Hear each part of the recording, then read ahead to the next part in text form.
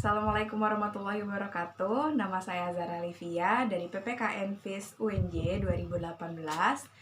Pada hari ini saya akan menyampaikan tentang materi PPKN yang sangat simpel dan mudah dipahami untuk kalian semua. Jika kalian lihat di judul, hari ini kita akan membahas tentang hak dan kewajiban dari warga negara. Sebenarnya hak dan kewajiban itu apa sih? Nah, hak sendiri adalah sesuatu yang harus didapat. Lalu, kewajiban itu adalah sesuatu yang harus kita laksanakan atau kita kerjakan. Dua gambar di samping ini adalah warga dan negara, yaitu negara Indonesia. Sebenarnya apa sih warga negara? Pengertian warga negara sendiri diatur dalam Konstitusi Indonesia, yaitu Undang-Undang Dasar 1945, dalam pasal 26 ayat 1 yang berbunyi, warga negara ialah orang-orang bangsa Indonesia asli dan orang-orang bangsa lain yang disahkan dengan undang-undang. Kira-kira bagaimana ya jika seseorang ingin mendapatkan kewarganegaraan? Yang pertama, melalui kelahiran. Yang kedua, melalui permohonan pewarganegaraan. Yang ketiga, melalui pemberian kewarganegaraan. Yang keempat, mengikuti ayah atau ibu. Kewarganegaraan Republik Indonesia memperhatikan asas-asas kewarganegaraan yang bersifat universal atau umum.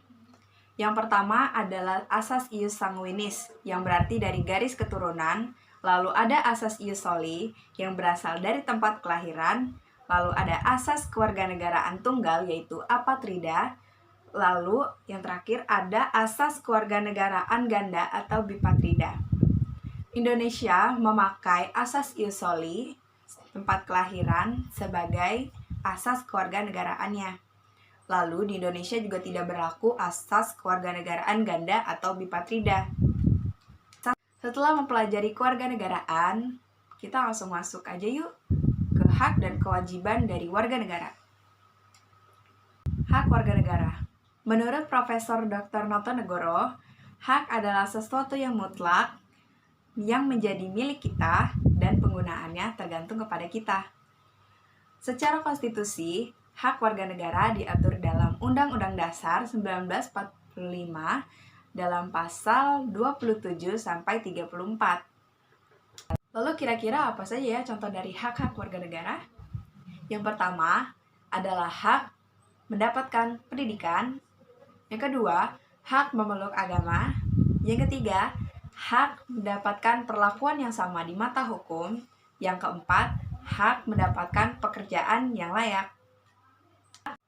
Lalu, kewajiban negara. Profesor Dr. Notonegoro menjelaskan bahwa kewajiban adalah sesuatu yang harus dilakukan. Secara konstitusi, kewajiban dari warga negara diatur dalam Undang-Undang Dasar 1945, pasal 27, 28, 30, dan 31. Setelah mempelajari kewajiban warga negara, berikut adalah contoh dari kewajiban warga negara. Yang pertama, ada wajib berperan serta dalam membela, mempertahankan kedaulatan bangsa Indonesia. Yang kedua, wajib membayar pajak dan retribusi. Yang ketiga, wajib menaati dan menjunjung tinggi dasar negara atau Undang-Undang 1945. Lalu yang terakhir, ada wajib menghormati hak asasi manusia. Setelah kita mempelajari hak dan kewajiban warga negara, masih ada saja oknum-oknum dan orang-orang yang melakukan pengingkaran maupun pelanggaran terhadap hak maupun kewajiban warga negara nih. Kira-kira apa ya upaya penanganan yang baik untuk orang-orang tersebut? Berikut upaya penanganannya. Berikut adalah upaya-upaya yang dapat dilakukan sebagai wujud penanganan dari pelanggaran hak dan pengingkaran kewajiban warga negara.